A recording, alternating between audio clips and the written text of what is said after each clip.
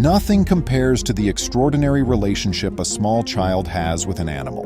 It might be among the most unique partnerships ever. Knowing that their human is little and defenseless, the animal will give their last life to defend the kid whom they will love with all of their heart. This type of relationship is the subject of today's tale. Welcome to USA Stories channel. Do not forget to subscribe and activate the bell button to receive all new updates. Now let's go to the story.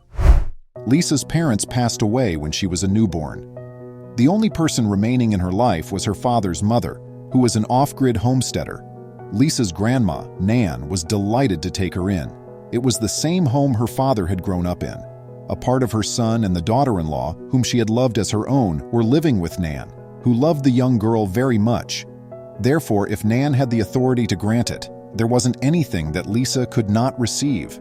Nevertheless, Lisa was a pleasure to be around and never grew spoiled. Her upbringing in the great outdoors provided her with a childhood most of us could only imagine. She respected nature in a healthy way since it kept her secure.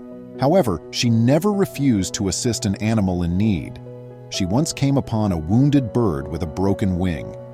She took care of it until it recovered enough to go back into the wild. Lisa was always fascinated to animals, according to Nan, and even as a small child she would assist in taking care of the animals on the ranch. When Lisa reached school age, she detested leaving the property and her animals behind. Children in the neighborhood used to have to travel to the city and live in boarding schools full-time. But fortunately for Lisa, times had changed. They would ride their four-wheeler to the nearby farm, where there was a little school. When the weather became too dangerous in the winter, they could stay inside and complete their work online. Lisa could stay with her Nan and the animals for the time being, but she would still have to attend to boarding school. The little daughter and Nan were strolling the property when the girl was around 6 or 7 years old, gathering firewood for the winter. They would require a great deal, and making enough preparations for winter and the summer was one of the most crucial tasks. Next, they discovered a bear trap, which Nan had not previously set. Although she would go hunting for sustenance, she disapproved of traps that caused harm to animals. These bear traps were a terrible idea since they would break an animal's bones and leave it to die. A wolf was trapped inside. She was injured and did not survive. Little Lisa was devastated, but then Nan's eyes shifted to something else. The wolf had milk.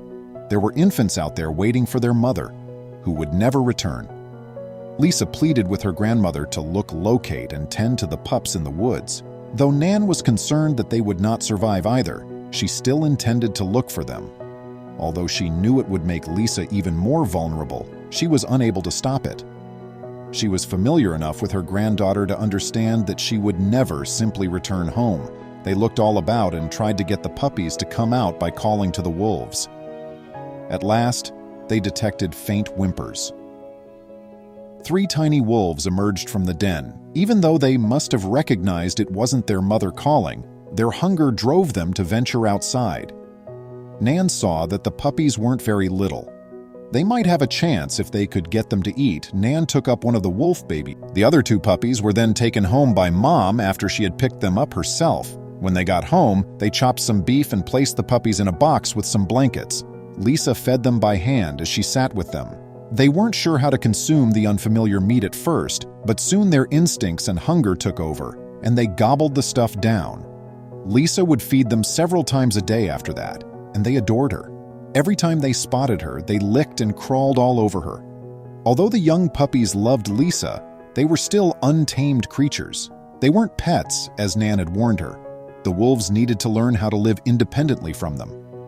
The young wolves would greatly benefit from having each other if they were to form their own tiny pack. Lisa began teaching them how to survive outside by concealing their food and allowing them to discover it, with Nan's permission. They engaged the wolves in a variety of enrichment activities.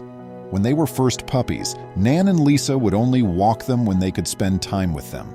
After the wolves grew larger and the area was secure, Nan and Lisa let the wolves wander free in the large paddock that Nan had constructed for them, complete with a lair. They came and went as they pleased, and they lived their lives pretty much like any other wolf would. The small girl and these wolves were similar in that they enjoyed cuddling together after school. That was a really great life. The wolves had been coming and going for over 2 years. Lisa was traveling alone to school on her four-wheeler at this point. She could go there and back, and she knew the area. She was a rural girl at heart, raised on the land, even if she was still quite young. One day, Lisa came home from school, and her grandma was nowhere to be seen. After a thorough search, she eventually heard Nan's cry from the barn. When the ladder broke when Nan was fixing a higher-up window, she fell. She broke her arm and threw her back out. Nan had been laying on the chilly ground for some time, unable to get up on her own. Lisa dashed to get their phone. She made an assistance request. Because the first responders were far away, a chopper was dispatched to come get Nan. Nan didn't want to leave Lisa alone, but there wasn't room in the helicopter for Lisa to go. She was required to swear she would ride her four-wheeler over to the neighbors and ask them to look after her. Nan wouldn't let the doctors take her away till after that. Lisa watched as the chopper descended and shrank in size. She might not have gone to the neighbor immediately, but that was her goal. Time remained. Her first priority was to ensure that every animal was well cared for and attended to. She made sure the hens and goats had clean water and fed them. She also made sure there was an ample supply of bedding in the wolf lair. When she was at last prepared to go, it was growing darker. She chose to go out in the morning since she knew Nan would not enjoy it if she rode in the dark. Even though she was a little child, she thought she could take care of herself. She was unaware of the extent of the danger, though, and Nan would never have left Lisa alone if she had known what occurred a short distance away. Lisa was receiving assistance for Nan at the same time that two prisoners had broken out of police custody. They were attempting to flee while hiding in the jungle. This brought them to the land of Nan and Lisa.